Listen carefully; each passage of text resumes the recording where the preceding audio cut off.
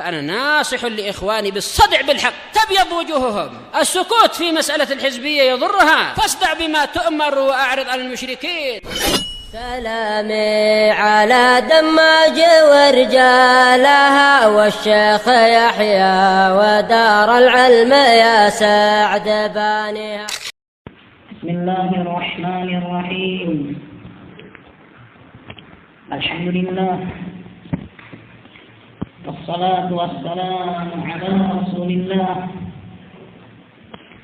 وعلى آله وصحبه ومن والاه.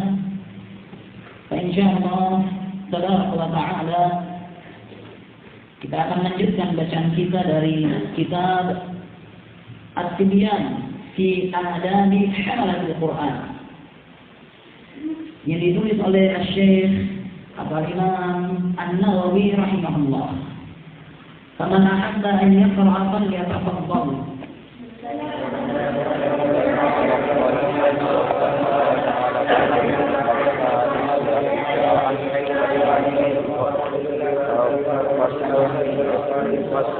فإذا أراد سورة قراءة في هذا فالله بالله من الشيطان الرجيم. وهكذا قال بعض الجمهور من العلماء وقال بعض السلف التعوذ بعد القراءة لقوله تعالى فإذا قرأت القرآن فاستعذ بالله من الشيطان الرجيم. وتكبير الآية عند الجمهور إذا أردت القرآن فاستعذ. أحسنتم بارك الله فيكم. طلحة siapa namanya Imam Nawawi? Abu Zakaria Yahya bin Syaraf. Ahsantum.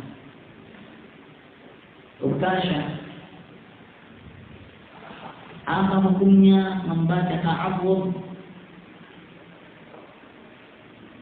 sebelum membaca Al-Quran?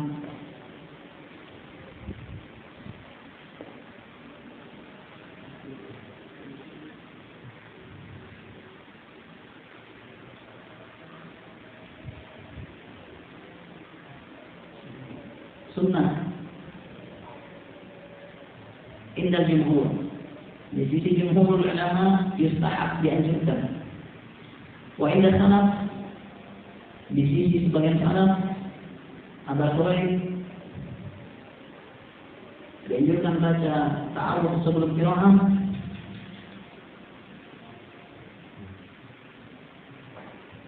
Tidak. Di sisi sebagian salaf tidak dianjurkan baca ta'awudz sebelum membaca Al-Quran. Lalu kapan baca ta'awudznya? Setelah baca Al-Quran. Jadi tamat satu juz atau khatam Al-Quran baru ta'awudz billahi minasyaitonir rajim. Ini di sisi sebagian salaf. Dalilnya فَإِذَا قَرَأْتَ الْقُرْآنَ فَاسْتَعِذْ. Apabila kamu telah baca Al-Quran, minta perlindungan. Secara terlihat ayat mengatakan setelah baca Al-Quran baru ta'awudz. Maka sebagian salaf mengatakan ta'awudz itu setelah baca Al-Quran. Adapun jumhur ulama, makna ayat adalah idza aradta al-qira'ah. Kalau kamu mau baca, fasta'idz billah, minta perlindungan kepada Allah Tabaraka wa Ta'ala. Mushaf, apa hukumnya ta'awudz atau apa yang harus dilakukan oleh orang yang lupa baca ta'awudz pada awal sholatnya?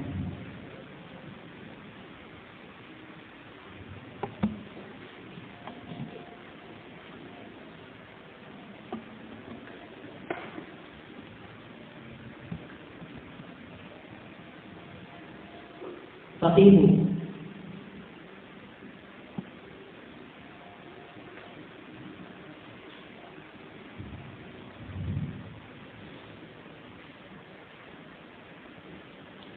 Rayyan.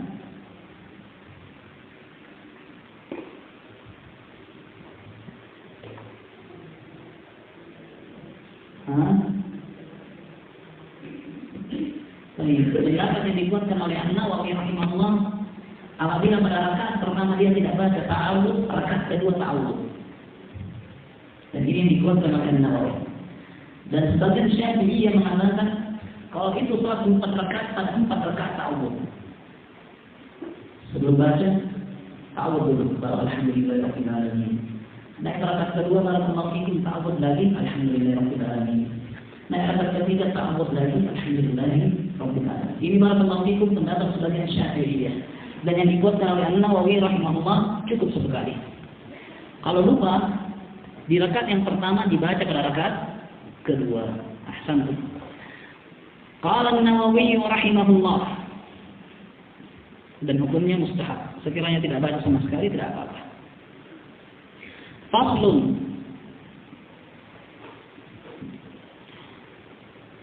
Fa idza syara'a fil qira'ati falyakun sya'nuhu al-khushu'a. Apabila dia telah mulai membaca, maka hendaklah keadaannya adalah khusyuk. Wa tadabbur 'inda al-qira'ah, dan juga mentadabburinya saat membaca. Dan jangan barakallahu fikum seperti orang-orang Khawarij yang Nabi sallallahu alaihi wasallam katakan tentang mereka, yaqra'una al-Qur'an la tujawizu hanajirahum. Mereka membaca Al-Quran, tapi bacaan Al-Quran itu tidak melewati leher mereka, hanya di lisan, di mulut saja, tapi tidak sampai ke dalam hatinya. Dan maksud tujuan Allah menurunkan Al-Quran adalah liyadabbaru ayatih, untuk ditadabburi ayat-ayatnya.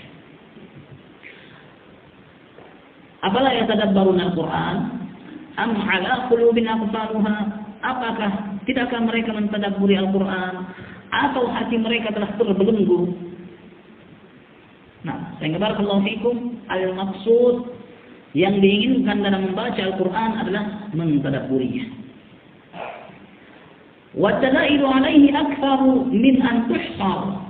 Dan dalil-dalil tentang hal ini sangatlah banyak untuk dihitung. Wa ashharu wa azharu min an tudkar. Dan juga dalil-dalilnya sangat tenar dan sangatlah nampak, tidak perlu untuk disebut. Fahuwa al-maqsud wal maqlub, maka itulah maksud dan yang dituntut, yaitu dengan membaca Al-Quran. Wa bihi tansyari'us sudur, dan dengan tadabburlah hati akan merasa lapang begitu membaca Al-Quran. Wa tastanirul qulub, dan dengan tadabburi Al-Quran hati akan mendapatkan cahaya. Kama qala Allah azza wa jalla, sebagaimana yang Allah azza wa jalla katakan, afala yatadabbaruna al-Qur'an, tidakkah mereka mentadabburi Al-Qur'an? Dan ini istingkar, bentuk pengingkaran dari Allah. Walau kana min 'indi ghairillahi lawajadu fihi ikhtilafan katsira. Sekiranya Al-Qur'an itu datangnya bukan dari sisi Allah, maka niscaya mereka akan mendapati banyak perselisihan. Dalam ayat yang lain, afala yatadabbaruna al-Qur'an am 'ala qulubin aqfaluha? Tidakkah mereka mentadabburi Al-Quran, ataukah di hati mereka ada kunci yang menggemboknya? Sehingga barakallahu fikum, ini adalah pengingkaran bagi yang tidak mentadabburi Al-Quran. Kitabun anzalnahu ilaika mubarakun liyadabbaru ayati. Itulah kitab yang kami turunkan kepadamu, penuh berkah untuk ditadabburi ayat-ayatnya. Oleh karena itu barakallahu fikum, di antara kewajiban seorang muslim adalah mentadabburi Al-Quran. Yang mana barakallahu fikum Ibnu Qayyim rahimahullah menyebutkan bahwa di antara hujranil Quran, bentuk meninggalkan mencampakkan Al-Quran adalah ada mutadabburi, tidak mentadabburinya. Bukan hanya sudah dibaca, tapi barakallahu fikum juga harus ditadabburi. Dan hal ini barakallahu fikum tidak akan terwujud kecuali bagi mereka yang bersungguh-sungguh untuk mempelajari bahasa Arab. Tidak hanya sekedar mempelajari bahasa Arab, juga barakallahu fikum membaca tafsirnya. Tidak hanya barakallahu fikum membaca tafsirnya, tapi juga barakallahu fikum berusaha untuk mengkaji makna-makna yang terkandung dan tersirat di dalamnya. Kalau kiranya barakallahu fikum ini dan itu tidak sempat dia lakukan, dia tidak bisa mempelajari bahasa Arab sebagaimana mestinya untuk bisa mentadabburi Al-Quran. Dia juga barakallahu fikum tidak bisa membaca tafsirnya dikarenakan tafsirnya semuanya pakai bahasa Arab. Nah, adapun terjemahan maka barakallahu fikum terjemahan yang standar tidak mendatangkan tafsiran-tafsiran yang dibutuhkan, maka barakallahu fikum hendaklah mereka duduk bermajelis mendengarkan tafsiran ayat yang mungkin saja dia dengarkan di saat penyampaian ilmu tadi. Karena barakallahu fikum setidaknya dengan dia menghadiri majelis, maka dia bisa mendapatkan penjelasan dari ayat-ayat yang dibacakan. Dan inilah hal yang akan menenangkan hatinya dan menenteramkan jiwanya. Wa man yajtama'a qaumun fi baitin min buyutillah yatluna kitaballah wa yatadarasunahu bainahum illa nazalat 'alaihim as-sakinah wa hafathumur rahmah wa ghashiyatuhumul malaikah wa dzakarahumullahu ta'ala fi man 'indah. Dan tidaklah beberapa orang berkumpul di satu tempat atau dari satu rumah dari rumah-rumah Allah, mereka membaca ayat-ayat Allah dan mentadarusnya, mempelajarinya, kecuali akan turun kepada mereka sakinah, ketenangan. Mereka akan diselubungi oleh rahmat dan para malaikat akan menaungi mereka, serta Allah akan menyebut-nyebut mereka dengan kebaikan pada siapa yang ada di sekitar Allah. Wa man batta bihi 'amaluhu, dan siapa yang amalannya lambat, tidak bersegera untuk melaksanakan apa yang semestinya ia lakukan, lam yusri' bihi nasabuhu, maka garis keturunan nasabnya tidak akan mempercepat perjalanannya sampai ke surga Allah Tabaraka wa Ta'ala.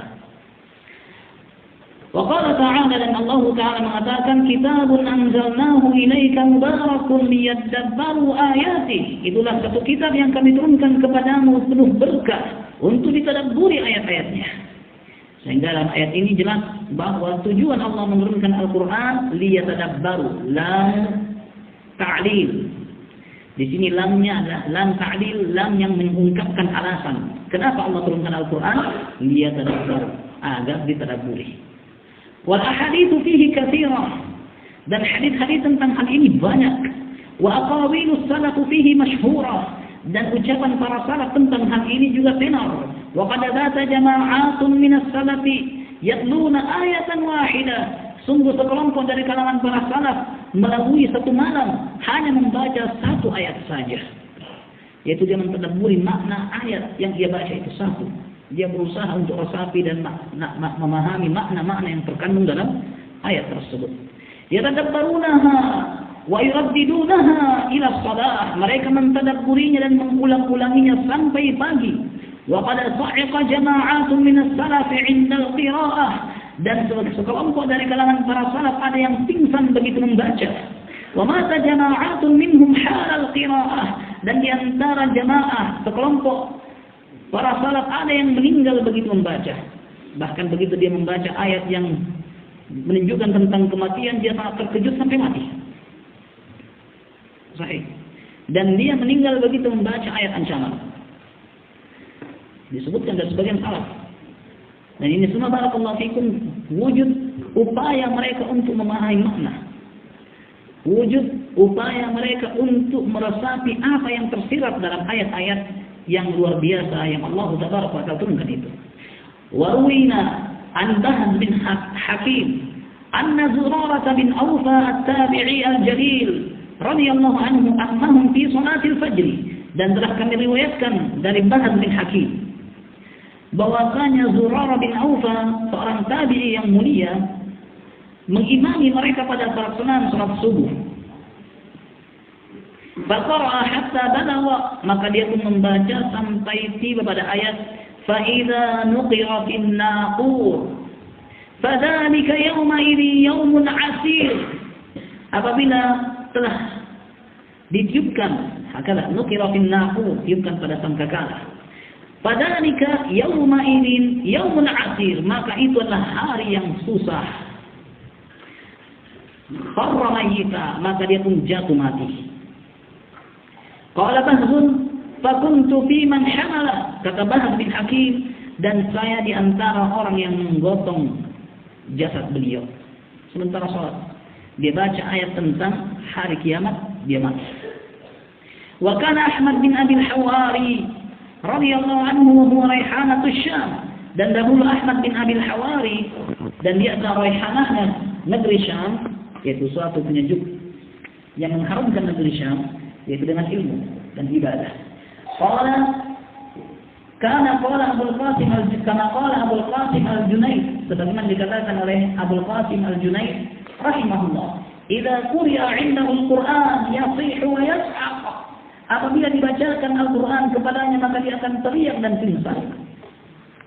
Qala Ibn Abi Dawud, berkata Abu Bakar bin Abi Dawud, wa kana Qasim bin Utsman al-Ju'i rahimahullah yunkiru dzalika ala Ibn Abi al-Hawari, dan dahulu Qasim bin Utsman mengingkari perbuatan ini kepada Ibn Abi al-Jawari. Kenapa kau teriak? Kenapa kau pingsan kalau dibacakan ayat? Diingkari, ditegur. Wa kana al-Ju'i fadilan min muhaddits ahli Dimashq. Dan dahulu Al-Qasim bin Utsman adalah seorang yang mulia dari ahli hadisnya kota Damaskus. Wa yuqaddam fil fadli ala Ibn Abi al-Hawari, dan dia lebih diunggulkan, ditinjau dari keutamaan dibandingkan Ibn Abi al-Hawari. Qal, maka Ibn Abi al-Hawari menjawab, wa kadzalika ankarahu Abu Jauza. Baik, bukan beliau. Demikian juga perbuatannya diingkari oleh Abu Jauza wa Qais ibn Habtar wa ghairuhuma. Qultu, kata An-Nawawi, was-sawabu adamul inkar, dan yang benar tidak diingkari. Illa ala man ihtarafa bi annahu yaf'aluhu tafannu'a wallahu a'lam. Kecuali orang yang mengaku bahwasanya dia teriak dan pura-pura pingsan. Dia teriak dan pingsan itu hanya sekedar acting, baru diingkari. Dibacakan Al-Quran, teriak, acting, mau dibilang, itu diingkari. Adapun barakallahu fikum, begitu ada yang dibacakan Al-Quran dia teriak lalu terpingsan karena meresapi makna dan kandungannya, kata An-Nawawi rahimahullah, tidak diingkari. Karena barakallahu fikum, mungkin saja itu adalah sesuatu yang membuat hatinya guncang. Kalau anzalna hadzal Qur'ana 'ala jabal la ra'aitahu khashi'an mutasaddian min khasyatillah. Sekiranya kami turunkan Al-Quran ini kepada satu gunung, maka niscaya engkau akan melihat gunung tersebut takut dan hancur karena khusyuknya kepada Allah. Wa tilkal amsalu nadribuha lin-nasi la'allahum yatafakkarun. Dan ini adalah satu contoh yang kami buat untuk manusia agar mereka bisa berpikir. Yaitu barakallahu fikum, apabila gunung yang keras kokoh saja bisa hancur dengan mendengarkan Al-Quran, lalu bagaimana kiranya dengan sosok yang mengerti dan paham? Mungkin saja dia pingsan. Sehingga barakallahu fikum, An-Nawawi mengatakan tidak dikasih pengingkaran kecuali orang yang diketahui acting. Kalau dia biasa acting, ya kenapa begitu? Magaya sekali kok, mustahil dibilang. Iya. Adapun barakallahu fikum, kalau dia adalah seorang yang mendengarkannya, begitu mendengarkan ayat barakallahu fikum, ayat rahmat, dia menangis syahdu. Karena barakallahu fikum, dia sangatlah berharap besar mendapatkan rahmat tersebut, sementara dia melihat dirinya adalah orang yang tidak pantas. Karena banyaknya kekurangan dan banyaknya dosa serta maksiat yang hanya Allah yang tahu dan dirinya. Maka dia menangis. Sebagaimana barakallahu fikum, mungkin saja dia akan pingsan begitu mendengarkan ayat-ayat adab, mengingat bahwasanya dia adalah seorang pendosa yang mana barakallahu fikum siang malam dia tidak lepas darinya. Mungkin saja dia pingsan begitu mendengarkan dan berusaha memahami ayat-ayat yang dibacakan tadi. Sehingga Nawawi mengatakan tidak diingkari kecuali orang yang berakting. Wallahu a'lam. Wa qala Sayyid Al-Jalil Dzul Mawahib wal Ma'arif Ibrahim Al-Khawwas radhiyallahu anhu, dawa'ul qalbi khamsatu asya. Obat hati itu ada 5. Yang pertama, qiraatul Quran bitadabbur, membaca Al-Quran dengan cara mentadabburinya.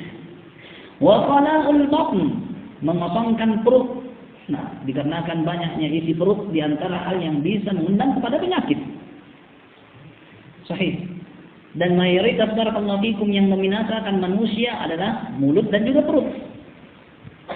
Sebagaimana barakallahu fikum, kebanyakan penyakit datangnya dari isi perut yang terus tidak kosong. Oleh karena itu di antara tips kesehatan menjaga isi perut untuk tidak selalu penuh dengan cara puasa.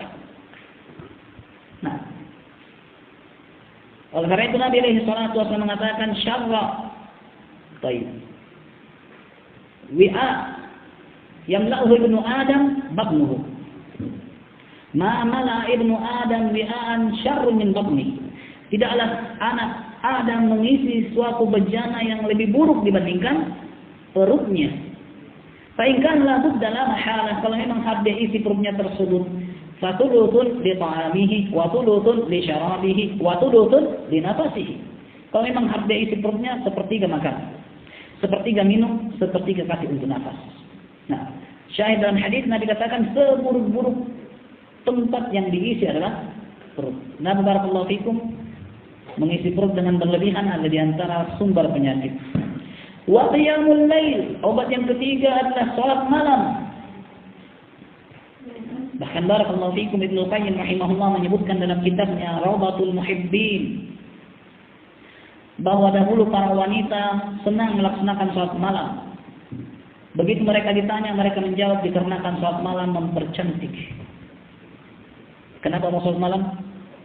Supaya semakin cantik. Nah, demikian barakallahu fikum, kasratun naum, terlalu banyak tidur itu memperburuk.